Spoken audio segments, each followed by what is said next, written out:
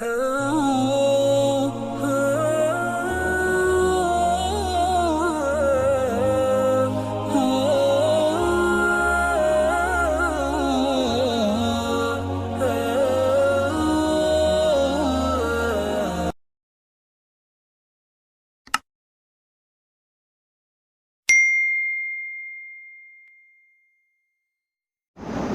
الله الرحمن الرحيم نحمده وبه نستعين ولا حول ولا قوة إلا بالله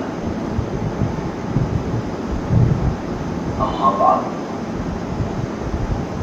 قال الله تعالى في كلامه المجيد أعوذ بالله من الشيطان الرجيم بسم الله الرحمن الرحيم فصل لربك وانحر وقال تعالى في مقام آخر ولكل أمة جعلنا منسكا ليذكروا اسم الله على ما رزقهم من بهيمة الأنعام وقال النبي عليه الصلاة والتسليم ما عمل آدمي من عمل يوم النحر أحب إلى الله من إهلاك الدم أو كما قال نبينا عليه الصلاة والتسليم سبحانك لا علم لنا إلا ما علمتنا إنك أنت العليم الحكيم سبحان ربك رب العزة عما يصفون وسلام على المرسلين والحمد لله رب العالمين. معزز سامعین کرام، ماہ ذی الحجہ کے اہم ترین عبادتوں میں سے ایک عبادت ہے قربانی. یہ قربانی اللہ کے یہاں بہت محبوب اور بڑا پسندیدہ عمل ہے. ایمان ہمیں کیا سبق دیتا ہے؟ قرآن کریم نے ہمیں یہ سبق پڑھایا ہے ان صلاتی ونسکی ومحیای ومماتی للہ رب العالمین. ایمان لے آنے کے بعد ایمان ہمیں سب سے پہلا یہ سبق پڑھاتا ہے ان صلاتی میری نماز ونسکی میری قربانی ومحیای میرا جینا ومماتی اور میرا مرنا للہ رب العالمین صرف اور صرف اللہ کے لیے ہوگا جو سارے جہانوں کا پروردگار ہے. ایک ایمان والے کی سوچ یہ ہونی چاہیے کہ میری زندگی کا ہر عمل ہر کام صرف اور صرف اللہ کے لیے ہو. نماز، قربانی، جینا، مرنا سب کچھ اللہ کے لیے. ایمان والے جیتے بھی ہیں صرف اللہ کے لیے، مرتے بھی ہیں تو صرف اللہ کے نام پر. یہی وجہ ہے کہ اللہ اگر حکم فرما دے کہ خون بہاؤ تو ہم خون بہانے کا حکم پورا کرتے ہیں. اس لیے کہ عمل عبادت اس وقت بنتا ہے جب اللہ کا حکم ہو. اللہ کا حکم جس کے بارے میں ہو جائے وہ حکم ہی عبادت ہے. اللہ نے حکم فرما دیا کہ اللہ کے نام پر جانور کا خون بہاؤ. اب اس حکم کو پورا کرنا عبادت ہے.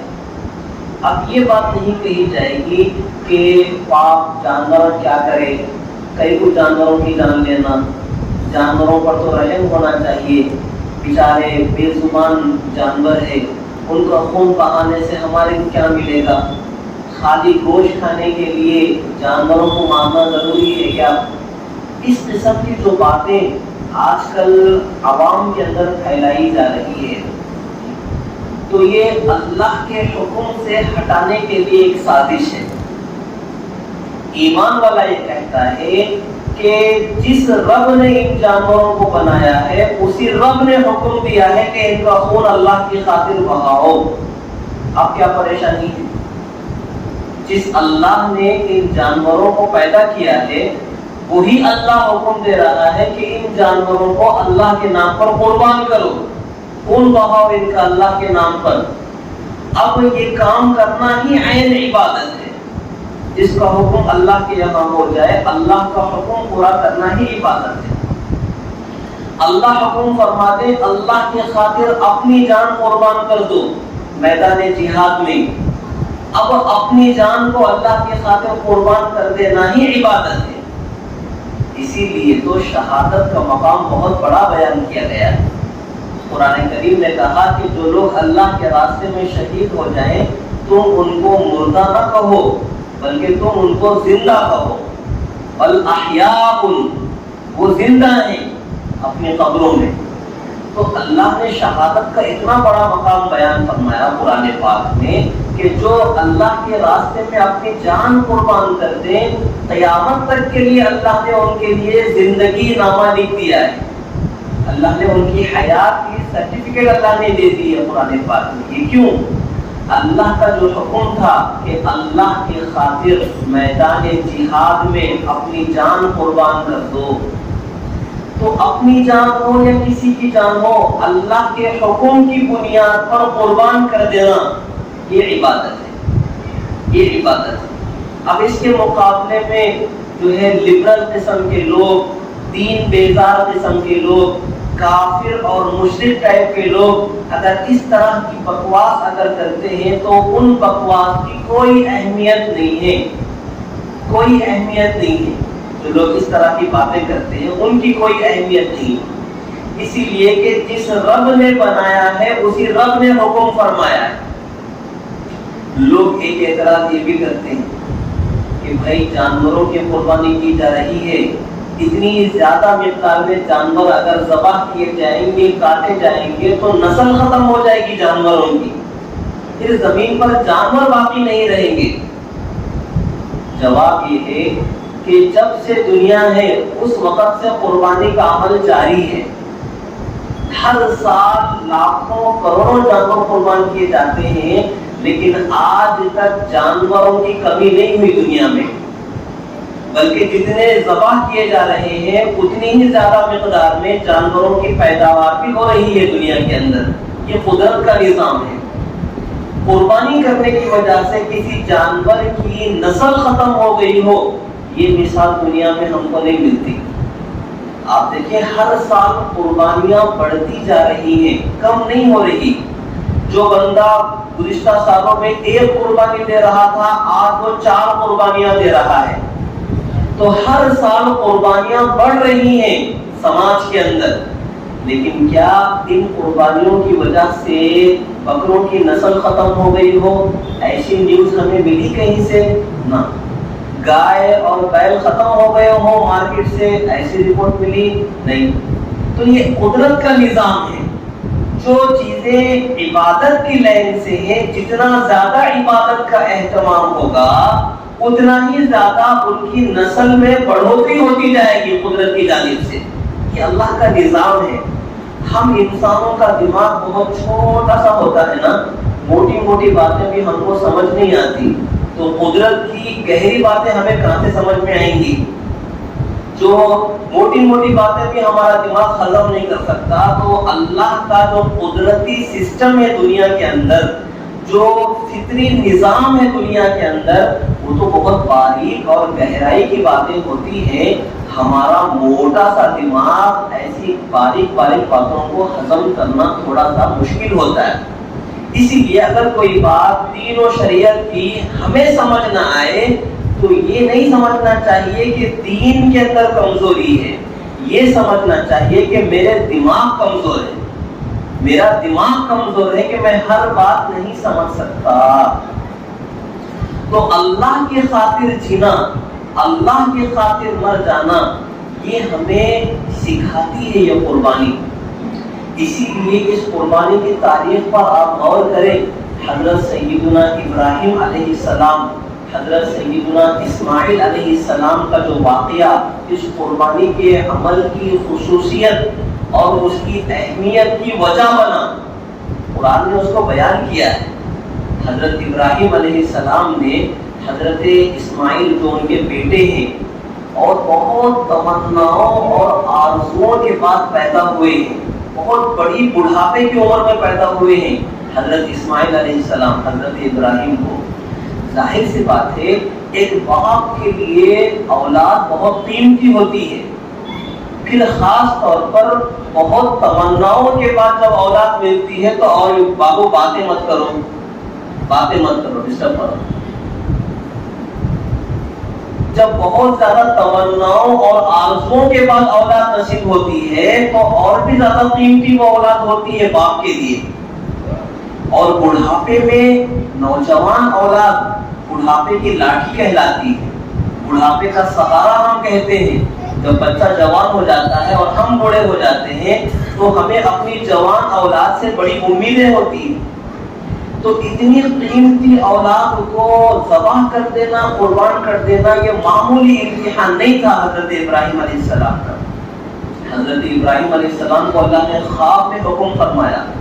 حضرت ابراہیم نے صبح کو اپنے بیٹے حضرت اسماعیل سے فرمایا، یا بنیا انی ارا فی المنام انی اذبحک فانظر ماذا تری، کہ بیٹے جان میں نے خواب میں دیکھا کہ میں آپ کو ذبح کر رہا ہوں، انی اذبحک میں آپ کو ذبح کر رہا ہوں، فانظر ماذا تری بتاؤ تم کیا کہتے ہو، تمہارا اس بارے میں کیا خیال ہے۔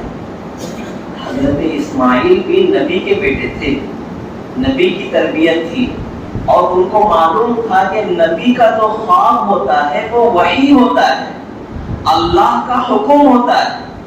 تو جب حضرت اسماعیل نے اپنے والد کا خواب سنا تو جواب میں بلیک میل کرنا شروع نہیں کیا کہ ابو آپ یہ کیا کرنے جا رہے ہو، میں آپ کا خون ہوں، میں آپ کا بیٹا ہوں، بڑی آرزوؤں اور دعاؤں کے بعد میں پیدا ہوا ہوں، اور آپ کے بڑھاپے میں میں ابھی جوان ہوا ہوں، آپ کو تو مجھ سے امیدیں وابستہ ہے، آپ مجھے کیسے قربان کر سکتے ہو۔ یہ بلیک میل کرنا شروع نہیں کیا حضرت ابراہیم کو۔ اس بیٹے نے کیا جواب دیا دیکھیں کہ یا ابت فعل ما تؤمر، ابو جان جس بات کا آپ کو اللہ نے حکم فرمایا ہے اسے پورا کیجیے، جو اللہ نے آپ کو حکم کیا ہے اس حکم کو پورا کیجیے۔ ستجدنی انشاء اللہ من الصابرین، ابو آپ مجھے صبر کرنے والا پائیں گے، آپ مجھے صبر کرنے والا پائیں گے، میں کسی بھی طرح سے آپ کو پریشان نہیں کروں گا۔ اللہ کے حکم کے سامنے آپ کو بھی سرنڈر ہونا ہے، مجھے بھی سرنڈر ہونا ہے۔ اندازہ فرمائے وہ کیسے باپ اور کیسے بیٹا تھے جو اللہ کے حکم کے سامنے اس طرح سرنڈر ہو رہے تھے۔ ہمیں اور آپ کو اگر اس طرح کا مطالبہ کیا جاتا تو ہم کیا کہتے؟ تو یہ عجیب قربانی، حضرت ابراہیم علیہ السلام نے فوراً ایک لمحے میں اللہ کے حکم کے سامنے اپنے آپ کو سرنڈر کر دیا۔ حضرت اسماعیل نے فوراً اپنے آپ کو سرنڈر کر دیا کہ ابو اللہ نے جو حکم فرمایا ہے اسے پورا کیجیے، رہی بات میری میں آپ کو صبر کرنے والا ہی ملوں گا، میں صبر کروں گا اس پر، بس آپ کو اور مجھے اللہ کا حکم پورا کرنا ہے۔ دیکھیں اللہ کا حکم مل گیا تو اب اللہ کے حکم کے سامنے کسی کی کچھ نہیں، بس قربان ہو جائیں گے اللہ کے نام کے ساتھ۔ حضرت ابراہیم بھی اپنے بیٹے کو قربان کرنے کے لیے تیار ہو گئے، حضرت اسماعیل علیہ السلام کے قربان ہونے کے لیے تیار ہو گئے۔ اللہ کو ان باپ اور بیٹے کی یہ ادا، یہ اللہ کی خاطر اپنے آپ کو حوالے کر دینے کا یہ جو عمل ہے ان کا اتنا پسند آیا، اتنا پسند آیا، اتنا پسند آیا، اللہ نے قیامت تک کے لیے اس قربانی کو خاص خصوصیت اور اہمیت کے ساتھ جاری فرما دیا۔ اللہ نے یہ قربانی کو اسلامی عبادت بنا کر قیامت تک کے لیے جاری فرما دیا۔ تو یہ قربانی سب سے پہلے ہمیں وہی یاد دلاتی ہے کہ ایک مسلمان کے لیے اللہ کا حکم کتنا امپورٹنٹ ہوتا ہے۔ اللہ کے حکم کے مقابلے میں سماج رکاوٹ بنتا ہے تو سماج کو ٹھوکر مارو۔ اللہ کے حکم کو پورا کرنے کے مقابلے میں اگر اولاد رکاوٹ بنتی ہے تو اس اولاد کو ٹھوکر مارو۔ اللہ کے حکم کو پورا کرنے میں اگر ماں باپ رکاوٹ بن رہے ہیں تو ان ماں باپ کو نظر انداز کر دو۔ تو اللہ دین اسلام میں اللہ کے حکم کی اتنی اہمیت ہے کہ اللہ کے حکم کے مقابلے میں کسی کی بھی کچھ بھی نہیں مانی جائے گی. یہ اسلامی تعلیمات ہے. اور یہی مثال پیش کی تھی حضرت ابراہیم اور حضرت اسماعیل علیہ السلام نے، جو اللہ کو بے حد پسند آئی. تو یہ جو قربانی ہم عید کے موقع پر کرتے ہیں، اس سے ہمیں سب سے پہلا عمل وہ سبق سیکھنے کا ہوتا ہے. اب یہاں پر ہم جو ہے اپنا پیسہ خرچ کر کے جانور خرید رہے ہیں. یہ پیسہ ہم خرچ کیوں کر رہے ہیں؟ اللہ کی خاطر. حالانکہ پیسہ خرچ کرنا آدمی کے لیے آسان نہیں ہوتا. انسان کے دل کے اندر مال کی، پیسے کی محبت رکھی گئی ہے. ہم جب بھی کچھ خرچ کرنے کے لیے نکلتے ہیں تو 10 جگہ معلوم کرتے ہیں کہ جہاں کم سے کم مل جائے وہاں سے میں اپنی خریدی کروں، 4 پیسے میرے بچے، زیادہ خرچ نہ ہو میرے پیسے. تو آدمی اپنا پیسہ بچانا چاہتا ہے. خرچ کرنا آسان کام نہیں ہوتا. اس کے باوجود ہم جو ہے صرف اللہ کے حکم کی بنیاد پر اپنا پیسہ خرچ کر کے جانور خرید رہے ہیں. اچھا اور عمدہ جانور ہم خرید رہے ہیں، پھر اس کی قربانی ہم دے رہے ہیں. تو یہ اور کسی جان کو ختم کر دینا، کسی جو ہے کسی کا خون بہا دینا، اس کو بھی طبیعت پسند نہیں کرتی. ہم میں سے ہر بندہ اپنی جگہ شریف ہے. کسی کو نقصان پہنچا دینا، کسی بھی جاندار کی جان لے لینا، خون بہا دینا ہم میں سے کسی کو بھی پسند نہیں ہے، اچھا نہیں لگتا. لیکن اللہ نے حکم فرمایا ہے، اللہ کا حکم پورا کرنے کی خاطر اپنی طبیعت کے خلاف ہم جانور کو ذبح کرتے ہیں. یہ سبق دیتا ہے اس طرف کہ زندگی کے ہر قدم پر، ہر مرحلے میں جب بھی اللہ اور اس کے رسول کے حکم کو پورا کرنے کے بارے میں کوئی چیز رکاوٹ بن رہی ہو، ان رکاوٹوں کو ختم کرو اور ہر حال میں اللہ اور اس کے رسول کے حکم کو پورا کرنے کی کوشش کرو. یہ قربانی یہ سبق دیتی.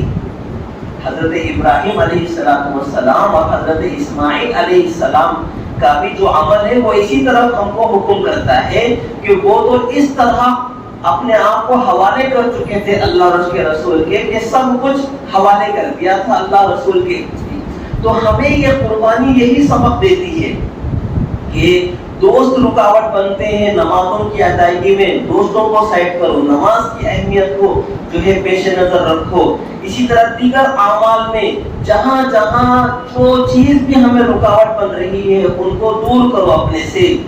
تجارت رکاوٹ بن رہی ہے، احکام کی بجا آوری میں اپنے آپ کو حد بندی لگاؤ کہ بھائی یہ ٹائم عبادت کا ہے، اس ٹائم مجھے عبادت کرنی ہے، تجارت بعد میں بھی کی جا سکتی ہے.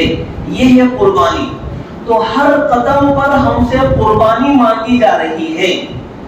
بچوں سے گھر میں کھیل لینے کو جی چاہ رہا ہے، کان میں اذان کی آواز آ گئی، اب یہ قربانی کا وقت ہے کہ دل چاہتا ہے کہ گھر میں بیوی بچوں کے ساتھ ہم انجوائمنٹ کریں.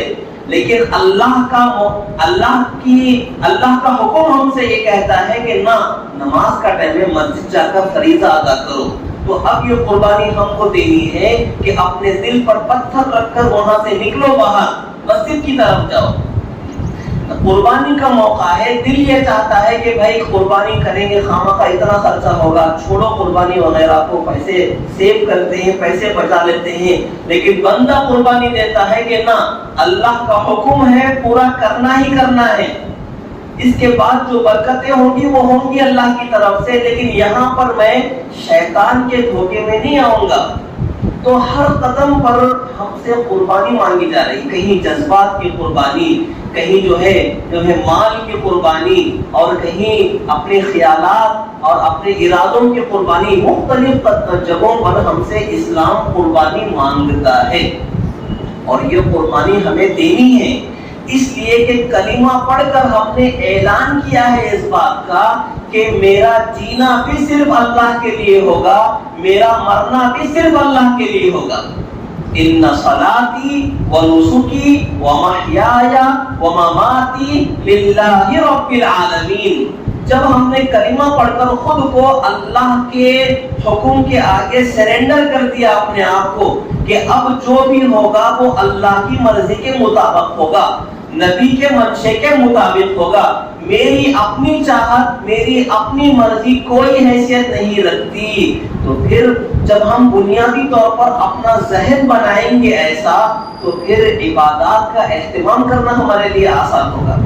لیکن جب ہم جو ہے مختلف برے کافرانہ ماحول کی وجہ سے یہ ذہن ہم بناتے ہیں کہ بھائی میری زندگی ہے، میری مرضی، میری زندگی ہے، جو میرے کو صحیح لگتا وہ میں کروں گا، جو مجھے صحیح نہیں لگتا وہ میں نہیں کروں گا، تو بھائی نہ زندگی ہماری ہے نہ مرضی ہماری ہے، زندگی بھی اللہ کی ہے، مرضی بھی اللہ کی ہے۔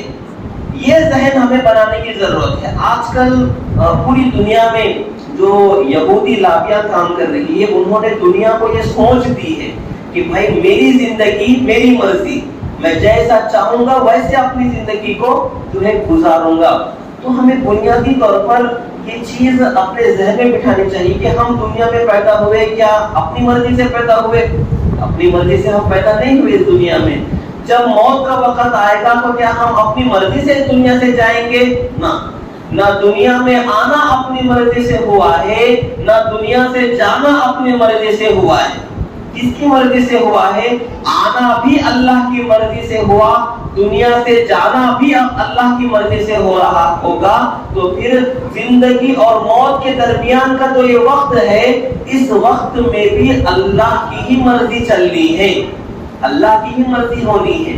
تو بنیادی طور پر جو گندگی یہودیوں نے، اللہ رسول کے دشمنوں نے جو چلائی ہے ہمارے دماغوں میں، وہ گندگی پہنچ چکی ہے، تو بنیادی طور پر اس گندگی کو صاف کرنا ہماری ذمہ داری ہے۔ ہم یہ نہ سوچیں کہ میری زندگی میری مرضی، نہ، میرا جینا بھی اللہ کے لیے ہے، میرا مرنا بھی اللہ کے لیے ہے۔ یہ اپنے ذہن کی اصلاح کرنے کی ہم کو ضرورت ہے۔ جب یہ اصلاح کرنے میں ہم کامیاب ہو جائیں گے تو انشاءاللہ تعالی دین کے ہر قدم پر ہمیں آسانیاں ہی آسانیاں نصیب ہوں گی۔ جو مشکلیں ہمیں نظر آتی ہیں وہ مشکلیں ختم ہو جائیں گی۔ عام طور پر دین پر چلنے کے معاملے میں بندہ سوچتا ہے کہ دیندار بنے تو یہاں پریشانی ہوتی، وہاں پریشانی ہوتی، وہاں پریشانی ہوتی، صلح کام میرا مشکل پڑ جائے گا دیندار بننے کی وجہ سے۔ تو جب ہم بنیادی طور پر اپنا ذہن بنا لیں گے تو وہ مسئلہ ختم ہو جائے گا، سارے مسائل ختم ہو جائیں گے انشاءاللہ تعالی۔ تو یہ قربانی کی بنیاد اور اس کی تاریخ اور اس کی اہمیت، اس کی ضرورت کے پیش نظر کچھ مختصر گزارشات آپ کے سامنے رکھی گئی ہیں۔ اللہ پاک ہم سب کو اپنے لیے جینے اور اپنے لیے مرنے کی توفیق عطا فرمائے۔ اللہ ہم سب کو ایمان والی زندگی اور ایمان والی موت نصیب فرمائے۔ آمین۔ وما علینا الا البلاغ۔